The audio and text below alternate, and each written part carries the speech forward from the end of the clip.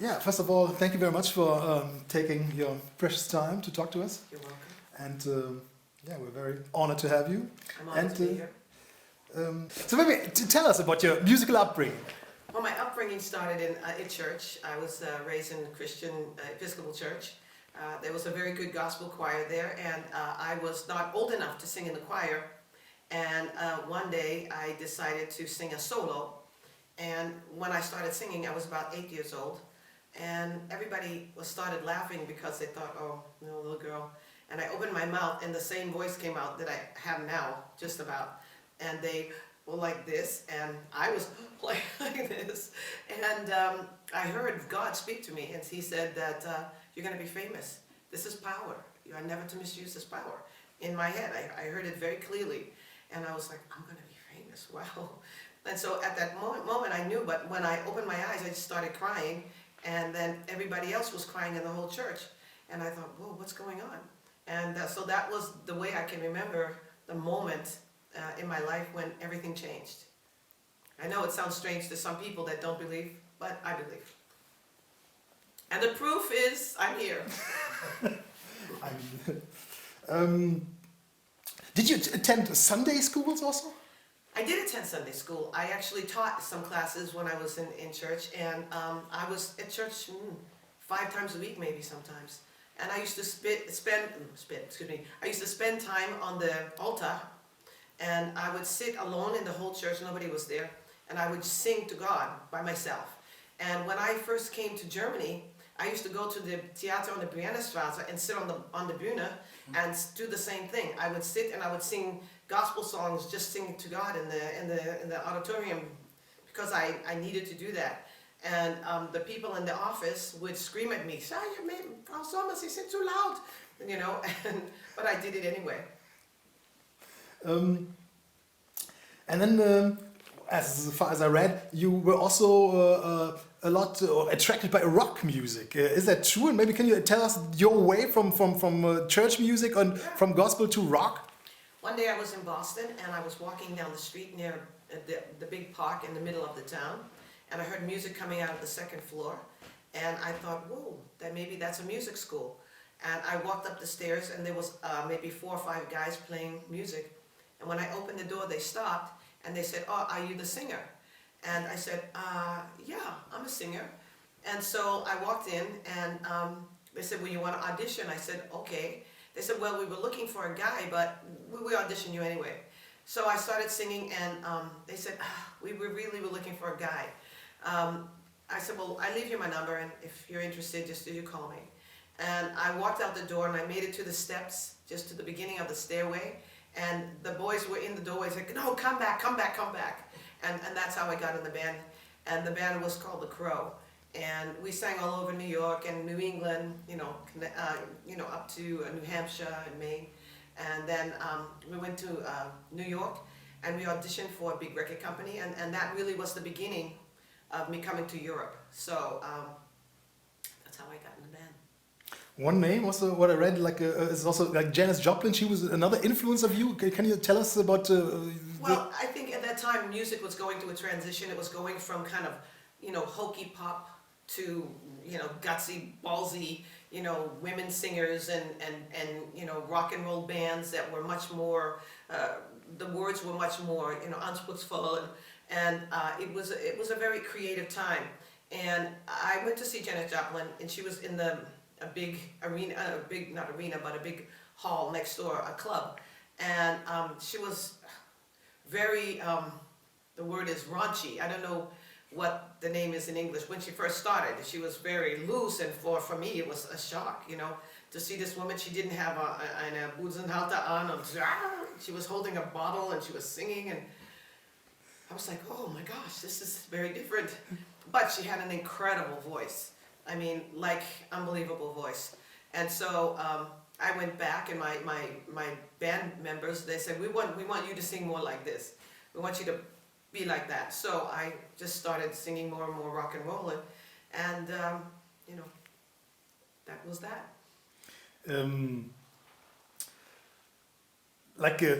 Although you come from or you have also roots on the rock music or an attraction to rock music, your the world calls you like the queen of pop, the queen of disco. How do you appreciate that? Well, darling, it's nice to be the queen of something. Isn't it? Wouldn't you like to be the queen of something or the king of something?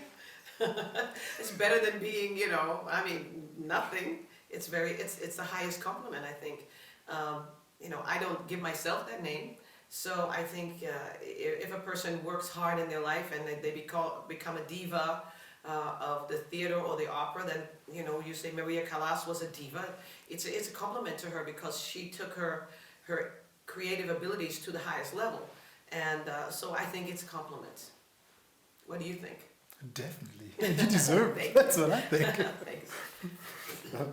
And how did you experience, let's say, the late 60s, the time when you really got into music? How did you experience also not only the musical side, I think you just explained it a little bit, but also the social? Well, the social side was obviously making a big change. I mean, we went from being very strict to being very free, and I think that was a little bit difficult for me because I grew up in the church, and then I went from the church to a band that was suiting up they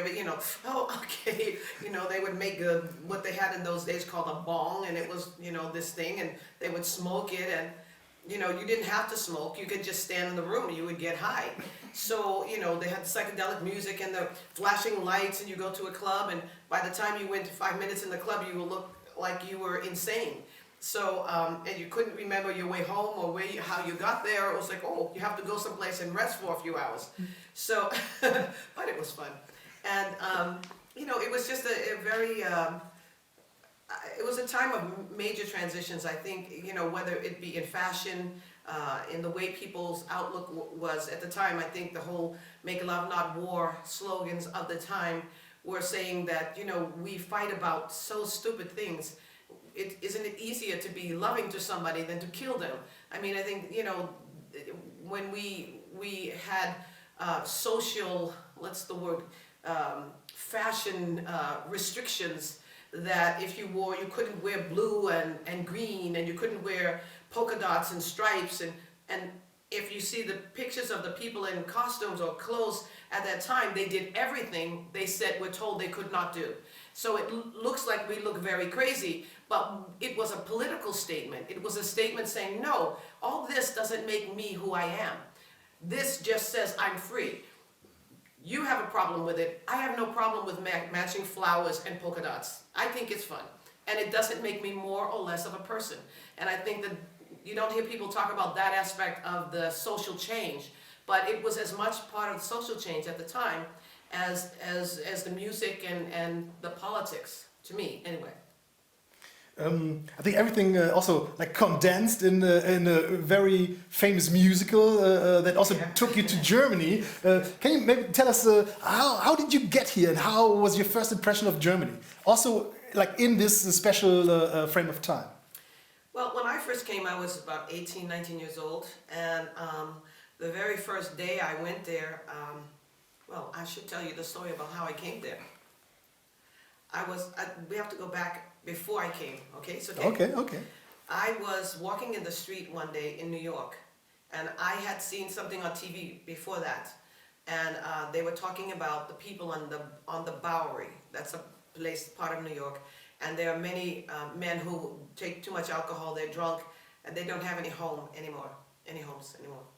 Well, I was a very, church girl, so I wanted to go there because I wanted to talk to them and tell them God loved them and they can get their life back, and, I felt this real compulsion to go there.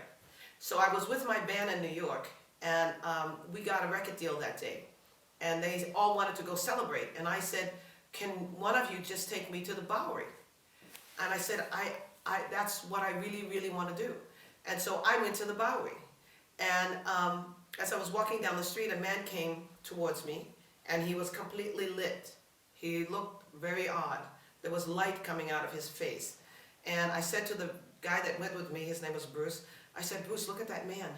And we were on a street, and there were no doorways. It was a side street, and it was the two buildings together, and it was one big long wall. So there was no place for him to come from.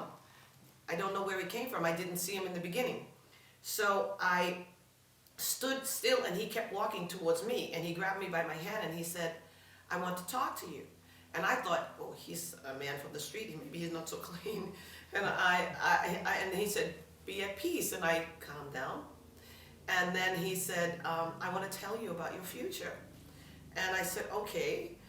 I never went to, a person like that in my life, and I didn't expect this, but I listened. And he said, you're going to meet a man, you're going to take a test, you're going to pass the test, you're going to have an opportunity to cross the water. You are to cross the waters. You're going to meet another man. And then he says, you're going to have all these possibilities are going to come to you. You have a creative gift, you have a writing gift. And so you are to use that gift. You are to write. You are gifted. And he told me other things that I don't remember. Anyway, so the next day I met a man. He asked me to audition for hair. I auditioned for hair. There were 300 people that day. They took 2. I was the next to the last person they saw. And they took me and the boy after me. They asked me during the audition, can you go someplace to Europe? We're opening some new companies. And I said, oh yes, where can I go? And they said, well, we have London, France, and Germany. My father was in Germany during the war, and I wanted to go to Germany. I wanted to learn to speak German. And so I said, I'd like to go to Germany. And so they said, okay, go home and get your passport. And in 2 weeks, we call you in the next couple of days and get ready, go get your passport, and we're gonna arrange everything. That's how I got to Germany. And so I was then showing up at Theater on the Briannerstraße, and that is where I met Ron Williams. Talking about hair, what made this musical so special at that time? Why did it have such a big impact worldwide? Well, I originally saw Hair in New York. I saw the original company of Hair, and I saw all the original people, Melba Moore and Lamont Washington, who passed away. And when I went to see the show in New York, which was right in the same time that I auditioned for the show, Lamont Washington, before he passed away, he came up to me and he gave me a flower and he said, you should be in the show. And I felt like it was, I get goosebumps, and I knew it was the day before the audition, and I knew that I was going to be in the show after that. I think the show was very revolutionary. It was risque. It was progressive for the time, very progressive. And I think that young people wanted to break out. They were tired of what they saw being the status quo. And I think this musical and this kind of movement all fit into the whole hippie movement and, love, power, and so forth. And I think that that's why it was so successful. And the music was good. How do you remember the reception of the musical in Germany, in Munich, which is considered to be a very conservative place also in Germany? Yeah, my memories of it was very good. I mean, I don't remember really whether or not they had much conflict. I think there was some conflict about some of the nude scene, whether or not the young people, I was not allowed to do it, and maybe 2 or 3 other people were not allowed to do the nude scene because we were too young. Well, we had to be a certain age, and they told us we couldn't do it, but Ronnie could do it, and and some other friends of mine got to do it. I had to shake there was a big, what do you call it? Like a big sheet, huge, as big as the stage, and we would wave the sheet, and there were slits in and the kids would come up and stand naked, and the light was from behind. You couldn't see them from the front. You could just see the form. So it wasn't vulgar in any way. It was artistic. And I think once even the people in Munich got to see it and got to see what was to be expected, they weren't so offended by it. They saw the creative aspect of it, and they saw the intent. And I think that that was extremely important to the show at that time. Also, we would go out into the public every day, as the tribe would go, and we would perform songs on the street, and they would go, who are these people? What's going on? And we would just go into little towns all around Munich and places, and we would literally take over the town, and then maybe we'd go to 2 or 3 towns, and then they would want to know what it was, and then they would come to Munich. And so I think we really built the momentum of the show, especially with the youth. And that was the main part of our audience, was young people. What was your lifestyle like? Was it like you just described, that you took the stage topic also to the streets, to the little villages? Oh, absolutely. I think that we were a tribe. We were like a tribe of people. And whatever race, color, or creed, wherever we came from, all different kinds of people, you know, gemischte, ungemischte, schwarz, weiß, green, yellow, all of us, we were together, we were a family. And I think that, oh, I get goosebumps.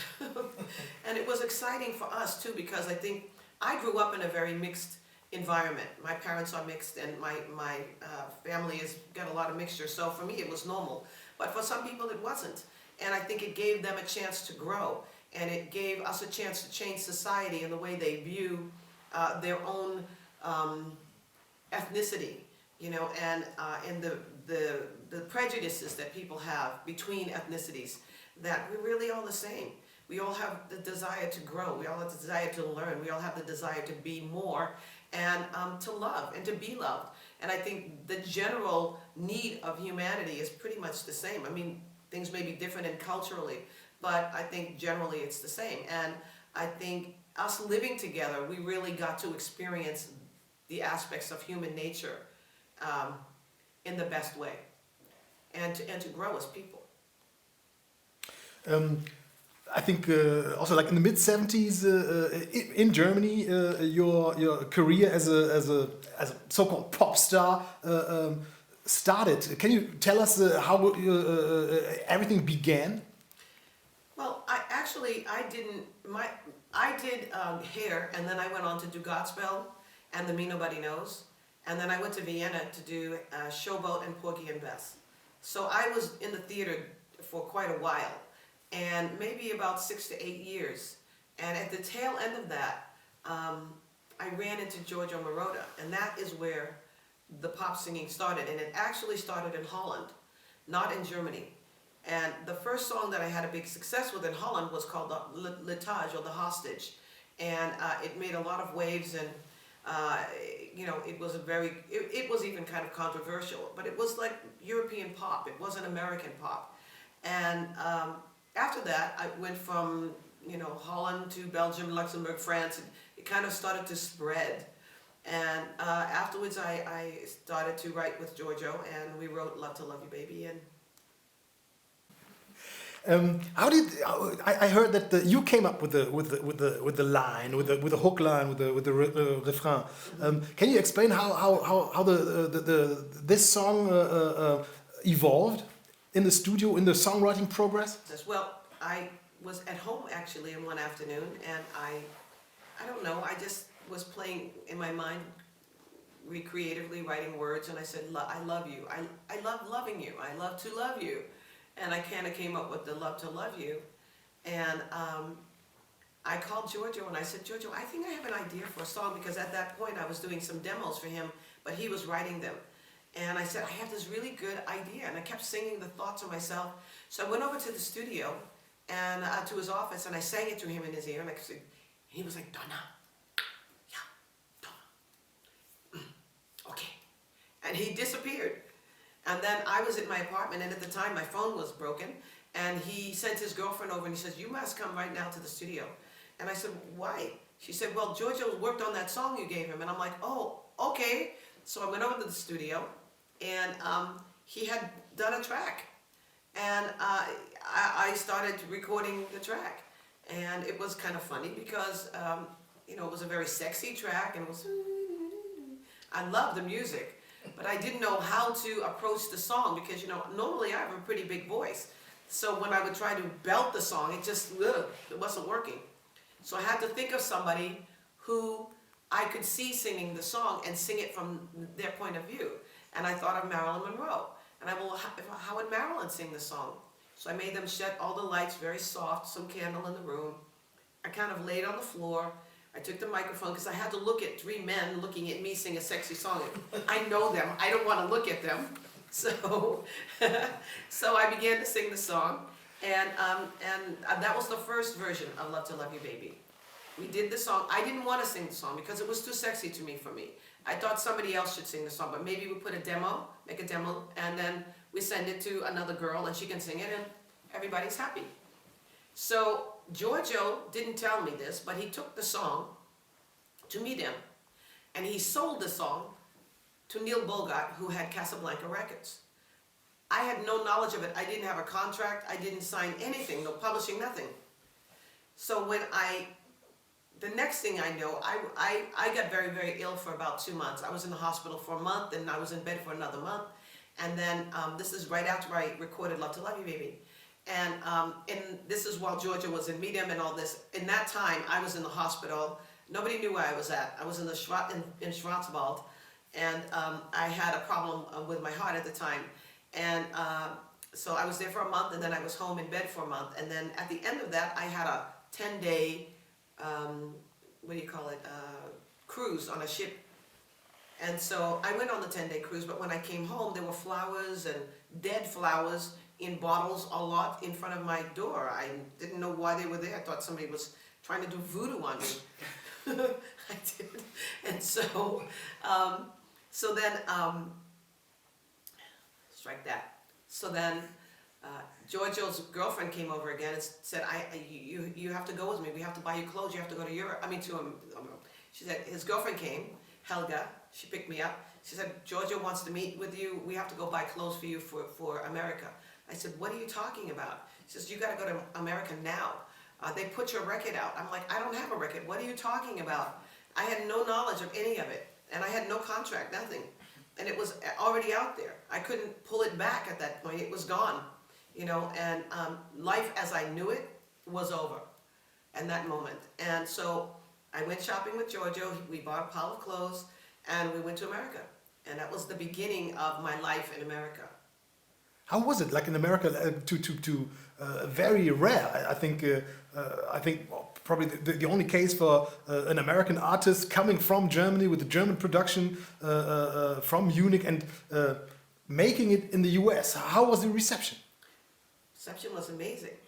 I mean, I was totally in shock because I had no idea that the record was on the radio. I knew nothing. Even they didn't tell me anything when I went there. I thought I was going to do some press. I didn't even realize that it was already on the air, or I knew nothing. So they just kept saying, we're going to go meet the people in America, but we have to look good. We're going to play the song in a couple of discotheques and blah, blah, blah. But the song was already out. And so I came and I sang Love to Love You Baby with this. They bought me this beautiful dress and I sang Love to Love You Baby and did a little light dance sort of. And to me, I was acting out a part because I didn't know who to be. And so that was the beginning of the Love to Love You Baby image. Giorgio had a photographer in Germany. I laid down on a thing and he said, okay, we got to make this nice and try to make it sexy. I was very nervous. I wasn't used to being sexy like that. I mean, I was a church girl. And so I was fighting the whole way, like, Giorgio, this is too much. It's too risky for me. And he said, it's okay. It's going to be good. We're not going to show anything, I promise.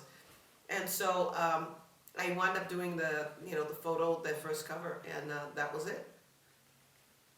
You just said, like, when the song first came out or went to the media, you didn't even sign a contract, nothing. no rights, nothing. Was there moments that you thought, if they would have proposed it to me, I wouldn't have signed? No, I wouldn't have.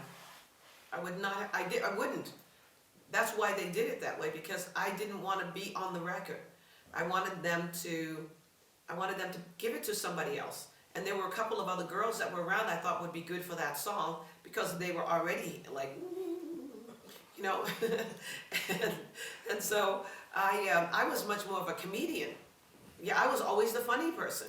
So, I mean, if you ask anybody that knows me from that time, I mean, I was always making jokes and acting funny, like I Love Lucy or something. But so this was an adjustment for me.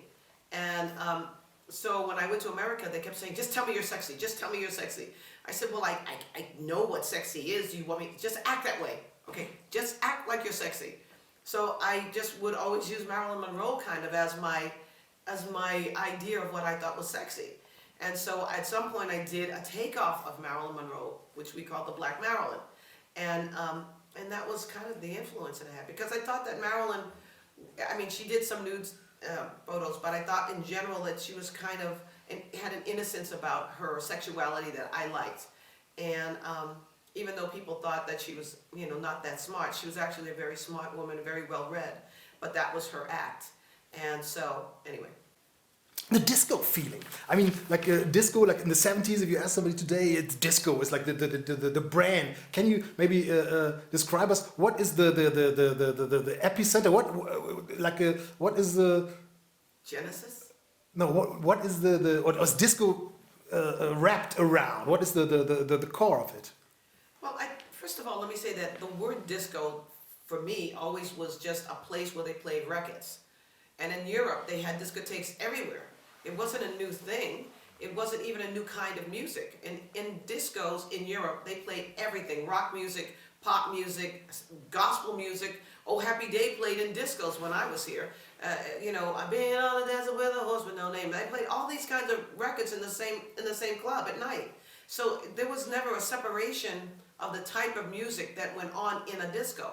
But when I came along with that music, it seemed that that music somehow got tagged with that tag, which was very peculiar to me, because in Europe it wasn't done. It was done in America, because to them that was the kind of music you would play in a place that you dance, and you would dance in a disco.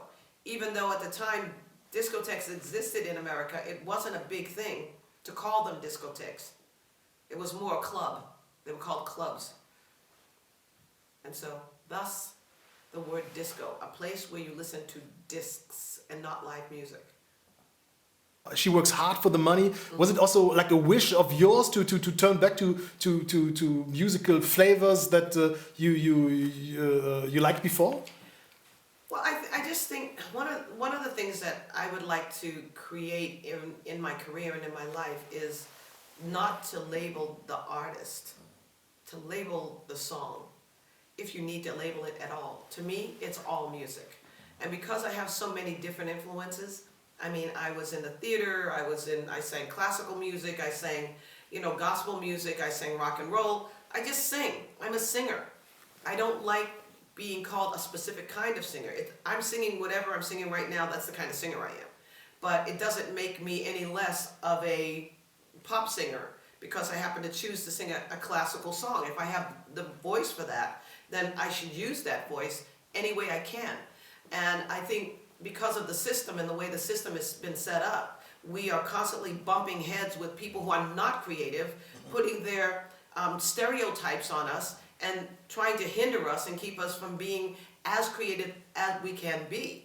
And I think that that's a huge misnomer, a very, very big mistake. Because what it does is it inhibits people from really being what they are. And I mean, I'm an artist. If you took a painter and said, you can't use black, you can only use red, it would be boring after a while. He'd get bored, he'd stop painting. And if you know, so we paint with words and colors and feelings. We are just as much painters. And I refuse to let anybody, you know, tell me that I can't use all the colors that are there. Why should I just use one color? It just doesn't interest me. So I try every time to create music that is broad spectrum and not let anything else hinder that. And when the record company gets bent out of shape, I ignore them. And sometimes the critics don't get it. They just go, they're so busy wanting me to be one way that they criticize me when I make an adjustment. But the adjustment is not just for me, it's for everyone. It's the same thing that the 60s were to us. It's to say, hey, just because I do this doesn't mean I can't do this. Don't put chains on me. Let me be free. And so I do that with my music. And it takes a big risk and a lot of courage to do that. But it's okay. I will just be the forerunner for that in my life. That'd be also one of my next question, or the next question would be like the forerunner. Like in the 80s, for example, Madonna came up also with an image which she reminded in many ways on what you lived and stood for, like in the 70s. Do you see yourself sometimes as a role model also for younger female artists? They came up in the 80s? Well, I'm sure that, you know, look, we are influenced by whatever we see, whether we want to be or not. Sometimes we feel like we see somebody and they have a piece of what we feel is in us, and we borrow that and we make it our own. We all do that. I mean, it doesn't matter what job we're in, we all do it in every job. And as singers, we glean from other singers. And I think that we all borrow from one another. I mean, I see young artists, I borrow from them. I go, oh, well, that's interesting. Let me try that vocally. Oh, that's interesting. Oh, I've never done that. Let me see what that feels like. It's like being on a smorgasbord and just eating samples of things and then going, you know, I really like that. Feels good to me. I think I'm going to use it. Well, I think that's part of life. And, you know, if you're too old to learn, then you probably shouldn't be doing it. I think if you stop growing, then you stagnate. So for me, I don't ever want to stop growing. And I hope that people like Madonna, I think Madonna is a good example of someone who doesn't want to stop growing. You know, whether you agree with her or not agree with her or like her or don't like her, whatever, she continually morphs herself and keeps trying something different. You know, and she doesn't let herself become pigeonholed with one thing. She keeps going. And I think that's very good. It's the same thing I've been doing my whole career. After such such a long and a stainful career you have, what keeps you grounded, like living in show business for such a long time? Well, first of all, I have a very strong faith in God. I think that's number one. Because no matter what has gone on in my career, up and down, bad, good, life, death, you know, I've always managed to survive it because I have a strong faith in God. And I know that I have there's a reason for me to be here. There have been times I didn't think there was, but there is a reason. And so I think that is the most grounding factor for me. I wouldn't be coming back. I wouldn't be able to come back if I didn't have the faith that I could.